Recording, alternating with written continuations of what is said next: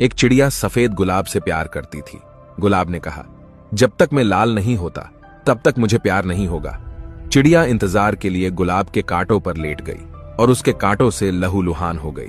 चिड़िया के खून से गुलाब लाल हो गया और बोला, अब मैं तुझे प्यार करता हूं। पर चिड़िया मर चुकी थी। यही हाल आज के प्यार का है, जिसकी जितनी इज्जत करो वह उतना ही बेपरवाह होता है। एक चिड़िया सफेद गुलाब से प्यार करती थी। गुलाब ने कहा, जब तक मैं लाल नहीं होता तब तक मुझे प्यार नहीं होगा। चिड़िया इंतजार के लिए गुलाब के कांटों पर लेट गई और उसके कांटों से लहूलुहान हो गई। चिड़िया के खून से गुलाब लाल हो गया और बोला, अब मैं तुझे प्यार करता हूं। पर चिड़िया मर चुकी थी।